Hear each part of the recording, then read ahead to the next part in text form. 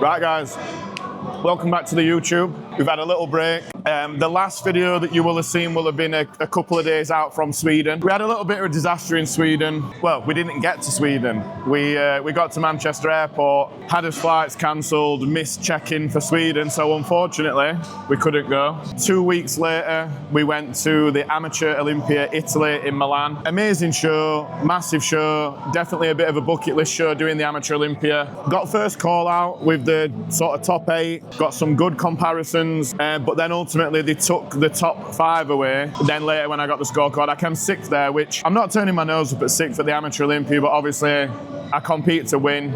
I feel I could have placed a little bit higher. Tried to fill up a little bit, didn't feel 100%, so it is what it is. So here we are 1 week post that show. Today's episode is like father, like son.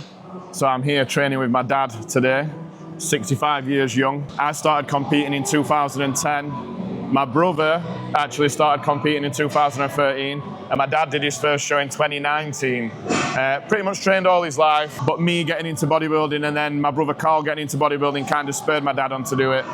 So he did an over 50s at 59, and then he's done a couple of seasons since then. It varies a little bit in the UK with sort of over 50s, over 55s, over 60s, over 65s with the organisation. So the age that my dad's at, obviously there's advantages and disadvantages to being a certain age in a certain class.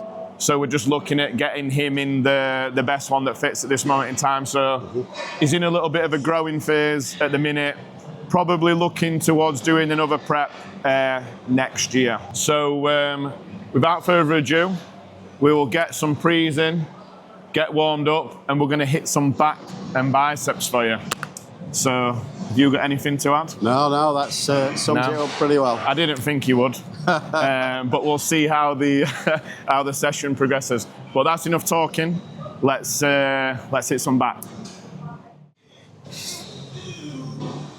So, the current plan, after a couple of little international mishaps, is almost back to the original sensible plan for the year after the irrational stuff, which is basically the British finals in 7 days. So the original plan was to just do Essex and just do the Britain. Nice and sensible, just focus on those 2 shows. And I got a little bit caught up when I did Wigan, booked Sweden, couldn't get there, and then decided to go to the Amateur Olympia, which I don't regret. Even not making it to Sweden was an experience in itself. I would have loved to have gone to Sweden. I think if it lines up at some point in future, I will definitely try and get back to that show, organised by Gas. Really, really good show. But I still don't feel like I have put the best version of this 2025 prep on stage yet. That is the main goal for the Britain. It is literally just to put the physique on stage that I feel like does my 2025 prep justice. Whatever result comes. It's obviously not in my control. It never is. It is what it is. The show's in Bradford. We're already qualified. It's not too far from us. Sponsored by 10X, which is my sponsor, so it's amazing to go and show support and just basically support British bodybuilding in the British finals. So we will be there in 7 days in the heavyweight class. So 1 more week of prep, and then we all know what time it is. Time to get massive. What did he say? Just don't train? Really? Okay, now. Don't worry, I won't. Better not see you training. You like that with dumbbells. Don't step over that line. Step over the line. So starting back day with hyper extensions. So that's today's session. Don't know how well you can see that. So we'll probably put the workout in the description. Hyper extension, pullover, at which point we've got the full posterior pretty much warmed up. Onto the big deadlift. We're going to do deadlift off the rack today. 1 arm row, underarm pull down. Next we've got biceps, barbell curls, hammer curls, forearm curls. So that's today's workout. Seen any at Olympia? Samson Dowder. Looks good. Very good. Looks really good. Pleased with that. 2 other Brits have won. Yeah. 2 females.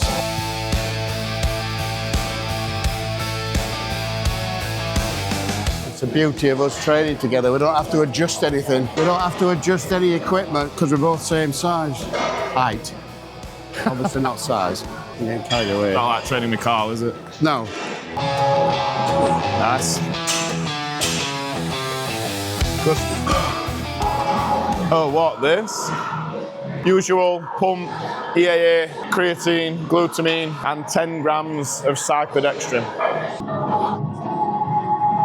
Got my Ryan Terry fanboy t-shirt on today because it's Olympia weekend. There's already been two female Brits from female classes, Rhea and Shelley. Got Ryan Terry from, I think you're from Worksop originally, Retford, doing the men's physique, going for the three-peat. So had to wear my Gymshark Ryan Terry t-shirt today. We're manifesting that three-peat for Ryan today. And Samson in the Open's looking good. Looking like a solid top three. I think all the top three could pretty much go either way, so we'll see. But it's good, been good to watch already. So a common thing I get, and I always end up using my dad in this example, is I'll get 40, 50-year-old men or women saying, is it too late? And I use my dad as a brilliant example that my dad's first show was actually at 59. Obviously he'd trained quite a bit, but it's never too late to do a diet phase. He's built muscle tissue at that age. So the principles are exactly the same. In a lot of ways as well, if you're starting late, you're almost relatively fresh because you haven't had 20 odd years of training. Like my dad's doing the masters classes, but he's still got potential for improvement because he's not been competing for 40 years like some of the other masters have. So it's never too late unless you're like 95, and then might be a little bit late. But even then, should see my granddad at 95. Oh, yeah. 94, 95. Yeah. It's like a spring chicken. Still got a set of dumbbells. So yeah. I've got a long time yet. I've got another 60 years of competing. So you've got another 6 years of putting up with my shitty YouTubes and me trying to win the Britain. So I'll probably be sat here in 2085 saying, this could be the year that I win the Britain. God loves a trier. So we've done 3 sets of hypers. We'll find a nice spot to do a cable pullover, and then we'll be ready to get into the meat of the workout, the deadlift.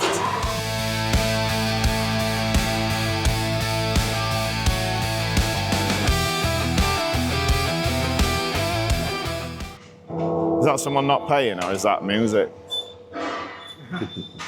Oh no, that's when you do pay, isn't it? When I started training, I was probably 13 or 14. One of the first things I remember, like the supplement industry and the magazine industry was not like it is now. And I think my dad got me the 2007 Muscular Development with Jay Cutler on the front. And he won his first Olympia in 2006. But at the time, you didn't get the magazine coverage until months after the show had happened. It's not like it is now where you can watch it. And I think he probably got me like a shaker, a tub of creatine in a Muscular Development magazine in 2006, 2007. And then I found out you could buy like big bags of supplements online and save a little bit of money. So I asked him if I could buy like a 5 kilo tub of protein, bag of protein. And he said, well, are you sure you're gonna stick to it? Yeah. And here we are. 20 years later, still working my way through that 5 kilo bag of protein. Which at the time was probably about 35 quid. And you can barely buy a kilo now for 35 quid. So it's definitely changed a lot. But yeah, I didn't stick to much until I found bodybuilding. And now I can't stop, so.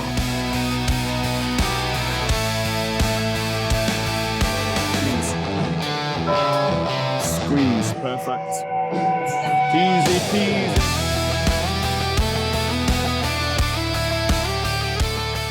Can you believe he's wearing a BMO top?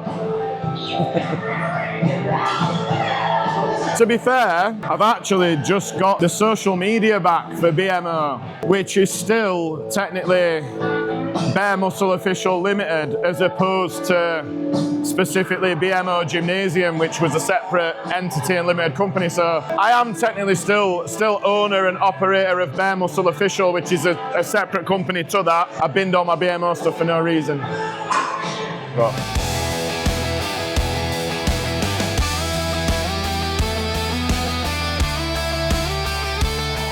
I feel like you've selected this playlist. I know, it sounds like one of mine, doesn't it? Yeah. This is the playlist that would have been on a Saturday morning when people would be like, what's your fucking dad got on in gym this week? Which I'm not going to lie, I don't actually mind it, but we had a bunch of bounce ravers at BMO, didn't we? Yeah. This is what you've got to train to, this type of music. I like training to rock.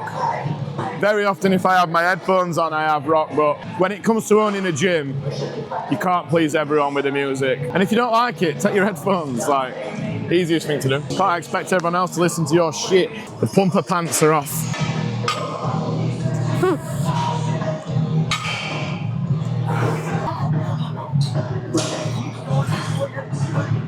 Let's get that touch all the way down.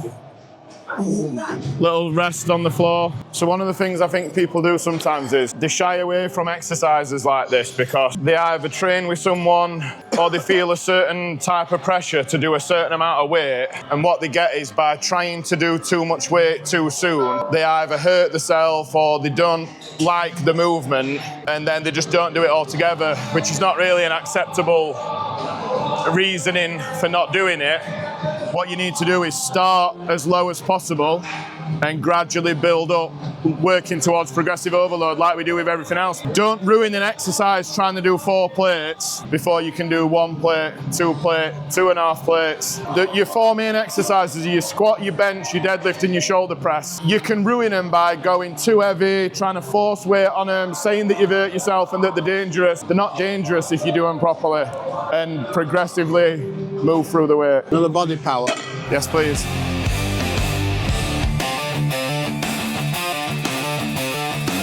So basically the way I like to then build up on this after a couple of warm-ups is you do 6 perfect reps, absolutely perfect reps, and all you do, not going to failure, all you do is you just keep gradually increasing the weight until you get to 6 perfect reps where you're touching failure. So not jumping up too much at a time, making sure your form's right, making sure everything feels right, just gauging that weight for that day, building up to your 6 perfect reps to failure. Not gonna lie, this music's a little bit too heavy.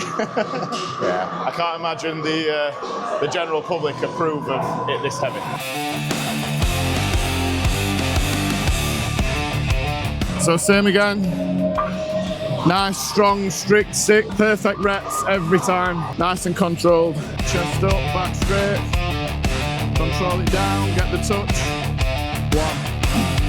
That's it, nice hold at the top. 2.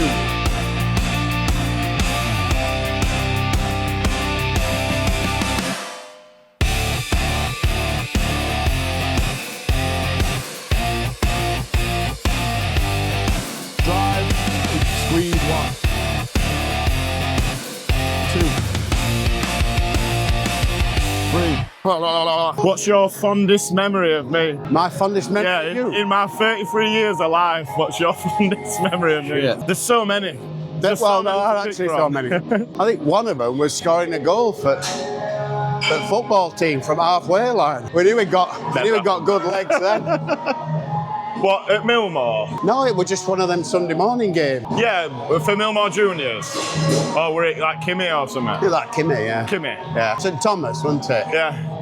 I were all right at football at one bit. Well, but it was could just strike a ball. It was just a cracking shot from halfway line, and it was just, oh my God. I could strike a ball, I just couldn't run. I think my fondest memory of my dad is either when he tried to sneak up on us in the garden and jump over a back fence in Tenerife and cut his head open on a window. Oh yeah, I did that. And Kemen showed us the chunk of his head in his hand that he'd cut off. That's what happens when you've not got any hair. Or one time, You remember Clumber Park? I was going to say, the other one is, he were on a bike and he said, "Watch this," famous last words. And he went head over handlebars on the bike.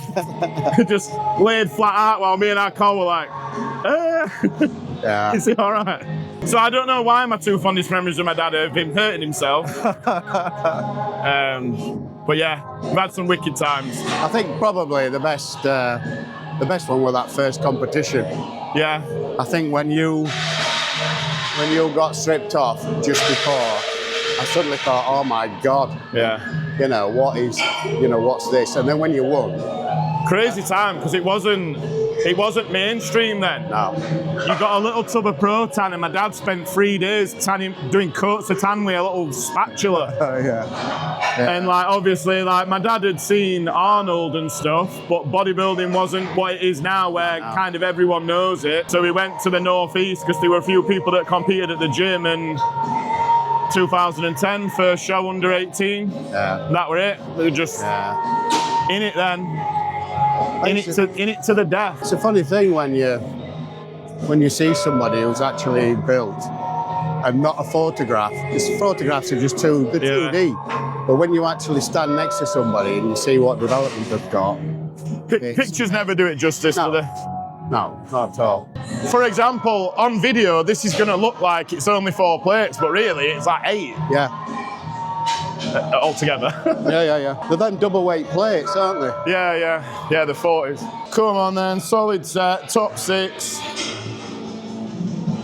1 week to go. British finals, and then it's time to get fucking massive and do 5 plates. Come on. Come on.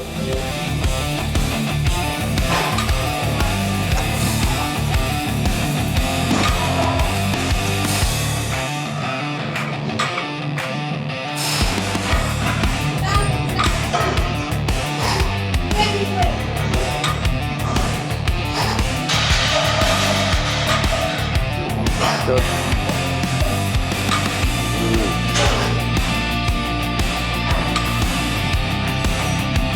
Yeah. Good set. If I don't say so myself. Perfect 6, nice and strong, nice and strict. Back straight, head up. Come on, strong and strict. Exactly the same as your first set. 1. Good. Keep that bar on your legs. 2. Good. Keep it tight, that's better. Straight down the leg, straddle. Good. Quality set. Great good set. 65. Staying alive, 65. What a guy. What a guy.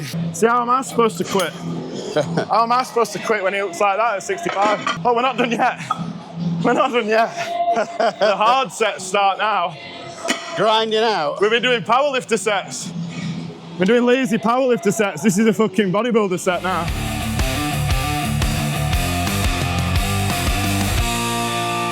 Come on then, let's see that 20.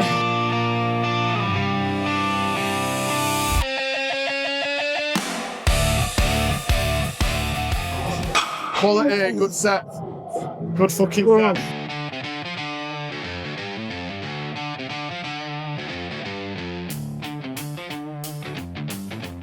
It's not too bad that if you kind of lean to whatever side you're doing. Yeah. Just a good 6 to 8 squeezes.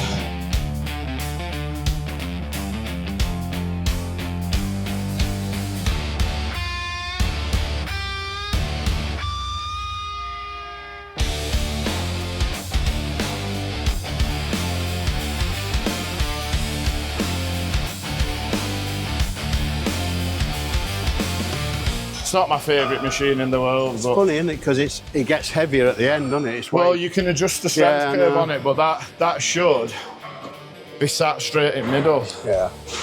But it doesn't. Yeah. It don't feel like it is to me. No. I just don't see point. I just feel like it should be on all the time. Yeah. This is set to middle range, but elbow through, squeeze the lat.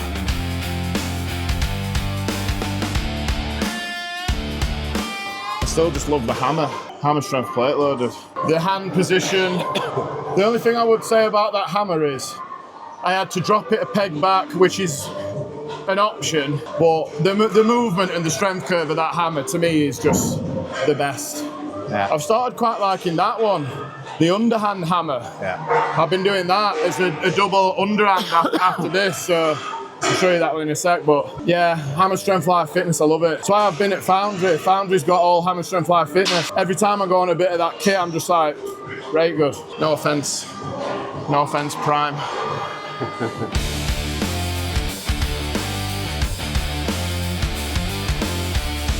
That's actually a bit better double. Yeah. But it's just a bit light because it's double. Do a few doubles.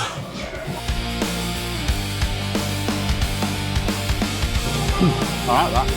It's a bit better like that. To one. Yeah. Weird, isn't it? Yeah. I think you get I think when you do both, Maybe you're you supposed get a to good use, squeeze. maybe you're supposed to use it how it was designed. Possibly. Fuck me, right? Yeah, don't use that one arm, mate. It's got 2 arms. It's got 2 fucking, not unilateral. It's got 2 simultaneous arms with 1 fucking strength curve on purpose. You idiot. Oh, you don't know better than us.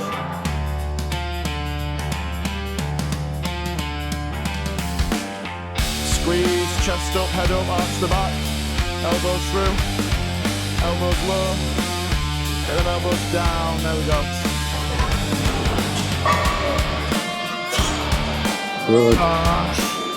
Good.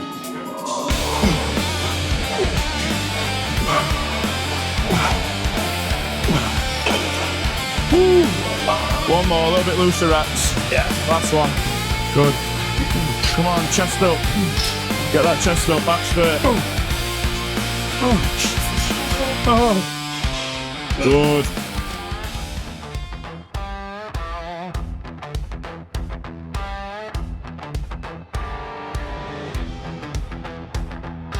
Oh, CDBMO.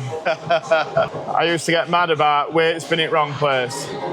And my dad used to say, might just be something you've got to deal with. And I was like, it's fucking not. Should see Wrexham. Oh my God. It's the tidiest gym I've ever seen in my entire life. Where's that? Wrexham. Right. It's fucking spotless. Yeah.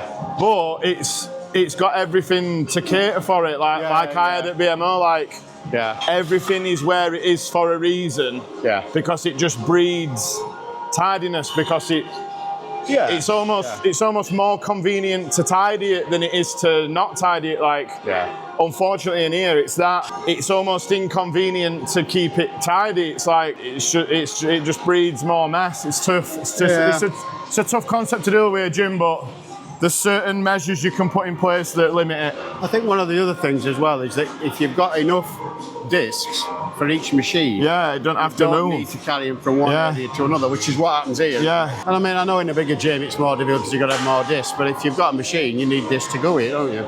Yeah, but they all need to be the same as well. Like having them all mix and match is not good. And they're all worth the same amount of money, so it's not like you can't sell mismatch ones and rebuy newer ones that match. Like.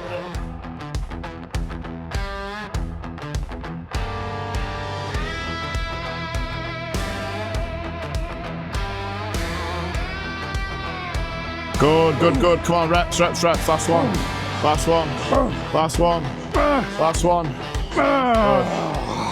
Underhand pull down, motherfuckers. We'll go on the special one. They're all taken, but there's a special one, so we'll have a look at that.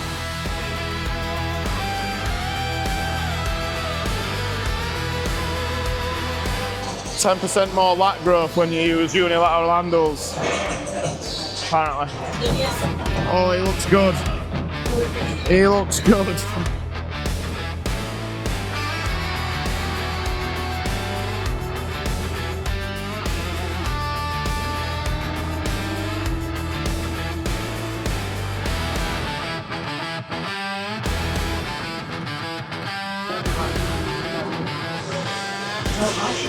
Did it work? 10% more activation, bro. I wish he'd shave his fucking armpits. I'm just jealous because I don't grow armpit hair. That's like maximum growth for me. Come on, Dad. Good. We'll do a bit of a pose down after biceps. Because he looks massive. What are you weighing? 15-1. 15-1. Same. You what? Same. Oh, same. Oh, yeah. It's a slight difference. I actually don't know. We're 99. What's that? Yeah. About 15-10. Too heavy. That's why I look shit on stage. I'm too heavy. Can't get my weight down. Can't diet anymore. I'm trying. I can't suffer like I used to. I've gone soft. That natural Rotherham lighting. Straight or bent? Hit the peak more. Straight. Straight bars only. You fucking bar homophobe, yeah? I like a gay bar. Fibre. Fibre at Leeds. It's a good gay bar.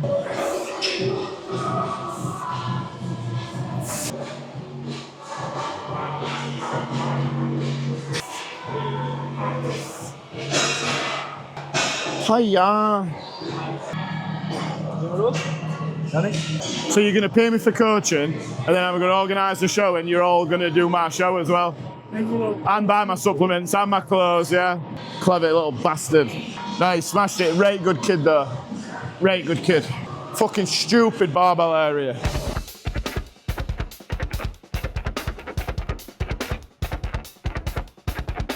Come on, Dad, top set. Nice and strong, nice and strict.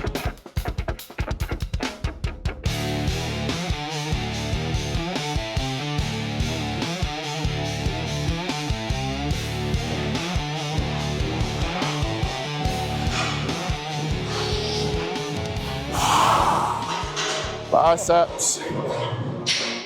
Barbell curls, it's as fucking simple as that. Don't let anyone tell you any different. 40 years of barbell curls. Yeah. When did you start training? Well, when I was 14. Yeah. 14. It's actually 50 years. Fuck me. I cry about training for 20 years. You've been training for 50. It's not the same training as you train to compete. I used to tell everyone at school, my dad had biceps like tennis balls. So he's had sick, peaky biceps like tennis balls. One. Oh, one bicep like a tennis ball. Yeah, the right one. We've got the same right bicep. We've got the same bicep insertions. It's weird. Crazy. In fact, it's not weird. No, I suppose it's not really. Imagine that. Imagine if this kid were born similar to him. Come on, top set. Top set for bar curls, let's go. 20 rep deadlifts, double drop set biceps. But to be honest, that drives condition in a deficit. Yeah. Because it's just expenditure. Yeah. Proper expenditure, not just fucking steps and cardio. So yeah, we keep training hard all the way through. Obviously, we train hard in the off season to break the muscle down, repair it with a calorie surplus. But we keep training like this on prep to drive expenditure and really bring that fucking detail through. So we've got a little bit of hammers, a little bit of forearms. We'll do a little bit of posing, and that's it.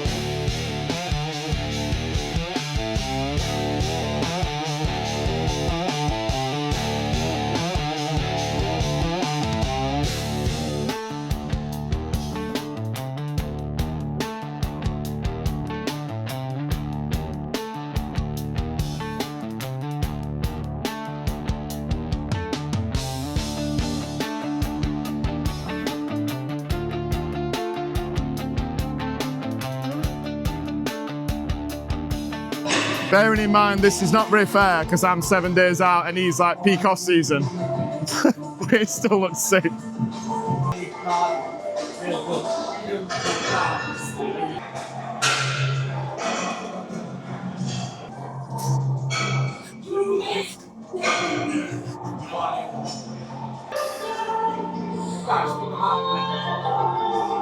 Lovely.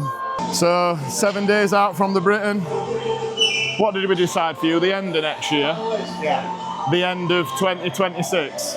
So we've got, see how we get on, we've got growing phase for my dad until at least the middle of 2026, and then starting prep for the end of 2026. Most likely IBFA over 65. Yeah. I think that'll work perfect. Machine back and biceps.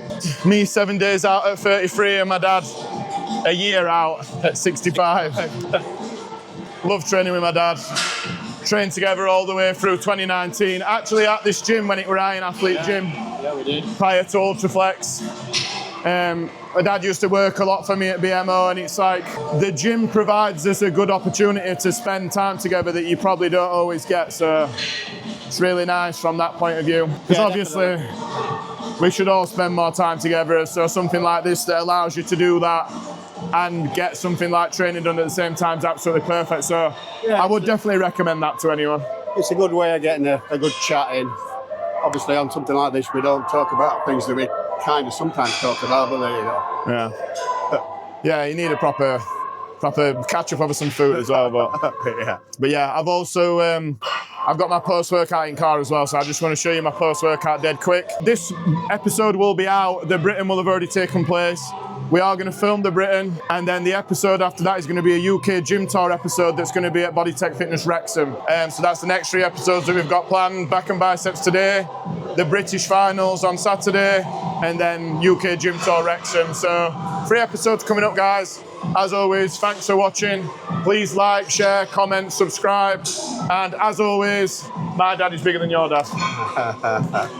definitely. Right, guys, I just wanted to show you the post-workout dead quick, because obviously, as we all know, when bodybuilders get on prep, they get really overly obsessed with really dumb shit food. I think it's the best thing in the world. So this is my current post-workout.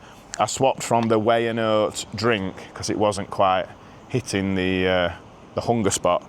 So we've got 60 gram of oats. I actually swapped to gluten-free oats just because I watched one of Lewis Breed's videos, and he eats an incredibly high amount of food, and he tries to make it very low gluten, low dairy to aid with digestion to allow him to get that amount of food in. So I went for 60 gram of gluten-free oats, 20 gram of raisins, put quite a bit of water in it and volumize it, cook it through quite well.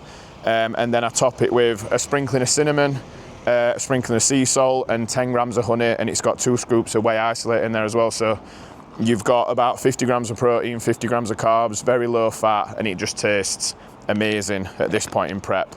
And it just tides me over for a little bit longer, stopping me feeling hungry. So very good prep hack for a post-workout. Hope you've enjoyed the session. 7 more days on prep. Really excited to get pushing, some growing. I feel like I've got some new growth in me after that. So again, we're going to take you along to the Britain. Be nice to get a good solid finish for the year, but the main goal is to just put the best physique I can on stage for 2025. Anything else that comes from that's a bonus. And then we'll carry all this content off into the off season, and we'll get a lot better content in the off season. So as always, thanks for watching. Like, share and subscribe. See you next time, guys. Peace.